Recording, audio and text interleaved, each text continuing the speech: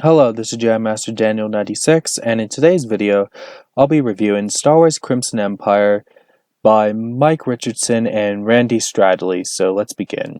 Well, Crimson Empire is a comic from Dark Horse Comics, and this is part of the Expanded Universe / Legends timeline, and it's set in the New Republic era, so it's set in the post-Return of the Jedi Expanded Universe / Legends timeline. This is from the old canon, and the characters are Kur Kanos, Jax, Sadit, and Sin are pretty much our major players in this story, and we do have a appearance of Wedge and Tilly's here and there.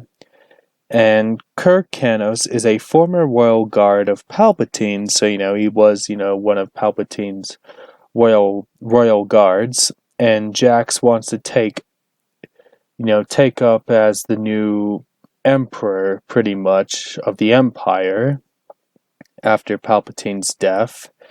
And Kur Kanos is with neither the New Republic or the Empire, and we also get some pretty interesting flashbacks, on how Kur Kanos becomes a royal guard for Palpatine, which I thought was pretty interesting. You see Vader in the flashbacks, and there's a part, where the New Republic are fighting the Empire. Then we see Kur Kanos help the New Republic in battle, and we see him fight stormtroopers, and then some people are kind of, confused to see a royal guard fighting stormtroopers, because the royal guards are affiliated with the Empire. And there's this pretty awesome moment in the story, in this comic, where we see Kur Kanos, like there's a TIE fighter attacking, and then he just has this awesome moment where he just takes down a TIE fighter, and like Kur Kanos just shoots the pilot and the TIE fighter crashes, which I thought was a pretty cool moment in this comic. And then we have Sin and Sadit want to help Kur Kanos, and then Kur Kanos turns down their offer to help, and then Kanos goes to the planet Yinkori, and also with Sin and Sadit, with the other characters.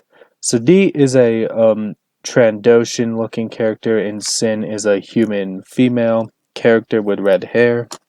And then there's a bit, after when Kanos is on Yinkori, the Empire captures Sin, and then they interrogate her, and they want to look for Kanos, and then she has to tell him where he is in order for her to survive. Then Kanos is on Yinkori.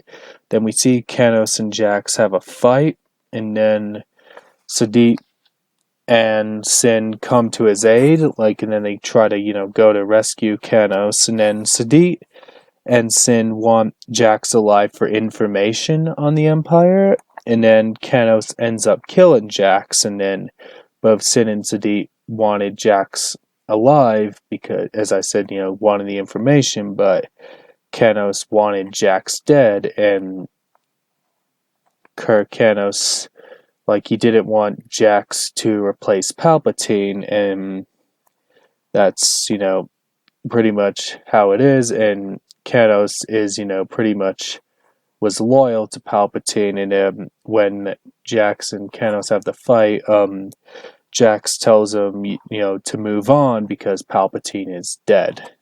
And then after, Kanos kills Jax, Kur Kanos goes off, and then Sin said, after Sin says she'll be his executioner, and then also Sadit is dead as well. And that's pretty much a rundown of the Crimson Empire 1 story, and my thoughts on this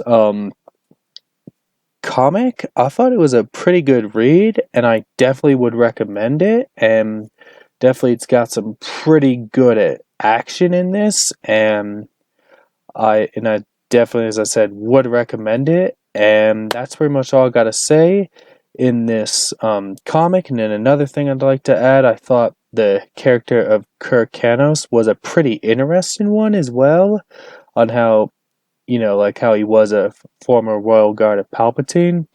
And then that's another thing what I liked about this comic. And that does it for me in this video. And don't forget to like this video, subscribe to the channel, comment what you think down below, and I'll catch you guys next time with another video. Bye.